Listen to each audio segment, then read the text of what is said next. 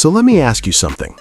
What if you could get a compact SUV that looks like a concept car, drives like a hatchback, but still gives you that SUV practicality? Sounds perfect, right? Well, not so fast, because the all-new 2026-27 Toyota CHR is back, completely redesigned, way more aggressive, way more modern, and honestly, it's trying very hard to be cool. But the real question is it actually a smart buy or just a stylish mistake? Because we've seen cars like this before.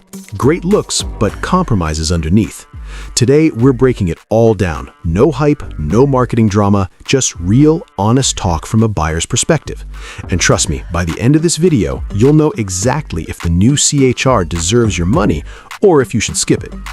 Let's start with the design, because that's the first thing that hits you. Toyota didn't play safe here. The new CHR looks bold, sharp, and honestly a little dramatic. You've got these slim, aggressive LED headlights, a very sculpted front bumper, and a stance that feels low and wide for a compact SUV. From the side, that coupe-style roofline is even more noticeable now. Hidden rear door handles, sharp body creases, and those big wheels give it a very sporty vibe. And from the back, that full-width LED light bar? Clean, modern, premium looking. This is not a boring SUV. But here's the catch. This design is not for everyone. If you're someone who likes simple, clean cars, this might feel overdone. And let's be honest, after a few years, bold designs can either age really well or start looking weird. So think about that before you fall in love with it. Now step inside, and things actually improve a lot compared to the old model. First impression? Finally, it feels modern. You get a large central touchscreen, a digital driver display, and a dashboard layout that actually looks clean instead of confusing. The driver-focused design is nice. Everything is angled slightly towards you, which makes it feel more engaging. Material quality is decent. Soft touch in important areas, solid build quality, and nothing feels cheap or flimsy. But again, let's stay real. This is not a luxury car. If you're expecting premium German-level interiors, you'll be disappointed. Now let's talk about space, because this is where things get a little tricky. Front seats, no problem. Comfortable, supportive, and good for long drives. But rear seats? Not the best. Because of that sloping roofline, headroom is limited. Windows are smaller, so it can feel a bit closed in for passengers. And if you have tall friends or family members, they're probably not going to enjoy sitting in the back for long trips. So again, style comes at a cost. Now let's talk about the engine and performance. The new CHR is expected to focus heavily on hybrid technology. You'll likely see a 1.8-liter hybrid and a more powerful 2.0-liter hybrid option. What does that mean in real life? Smooth acceleration, quiet driving, and excellent fuel efficiency. But speed? Not really. This is not a car that will push you back into your seat. It's more about calm, efficient driving rather than excitement. And honestly, that's fine, because most people buying this car are not looking to race. But still, it would have been nice to have at least one fun variant. Maybe a sport version or something with a... Now let's move to driving experience. And this is where the CHR feels very well balanced. In the city, it's actually great. Compact size makes parking easy, light steering makes traffic driving effortless, and the hybrid system keeps things smooth and quiet. Perfect for daily use. No stress, no drama. But on the highway, things change a bit. It's stable, no doubt. It feels planted, and the ride quality is comfortable even at higher speeds. But excitement?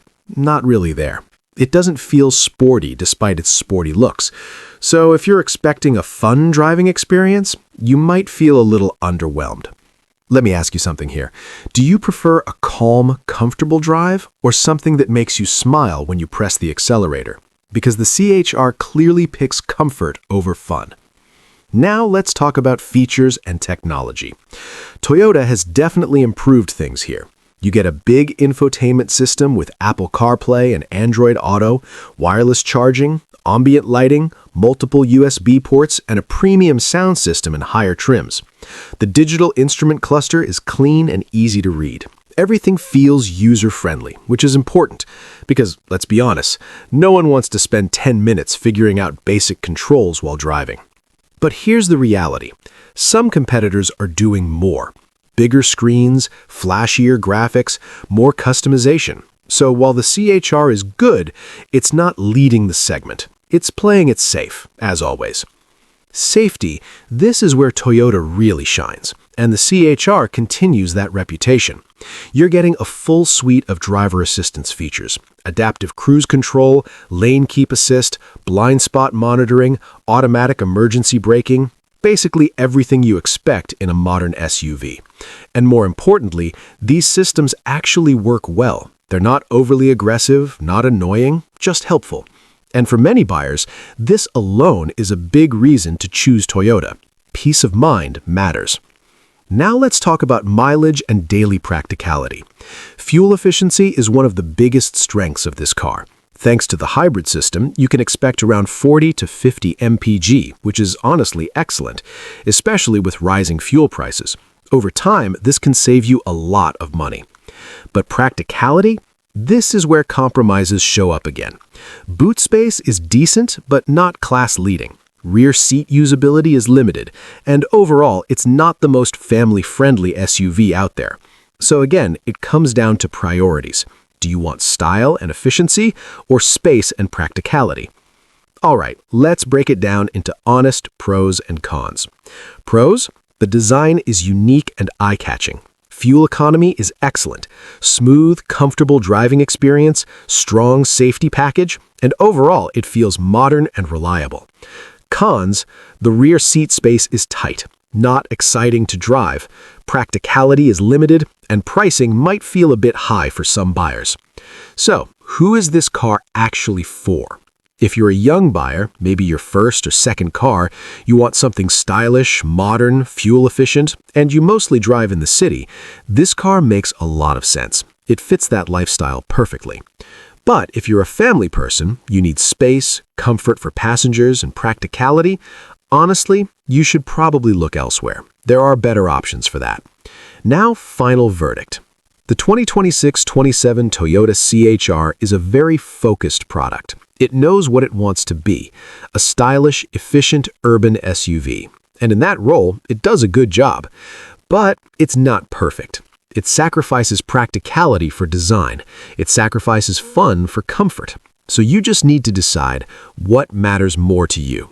Expected price? Somewhere between $28,000 to $35,000, depending on trim and features. Expected launch? Late 2026 in the US market. So yeah, still some time to go. So now I want to hear from you. Would you actually buy the new CHR? Or would you go for something more practical and less flashy? Drop your thoughts in the comments. I read them all. And if you enjoyed this real, no-nonsense review, make sure you hit that subscribe button, because on Avengers Autos, we don't sell dreams, we tell you the truth.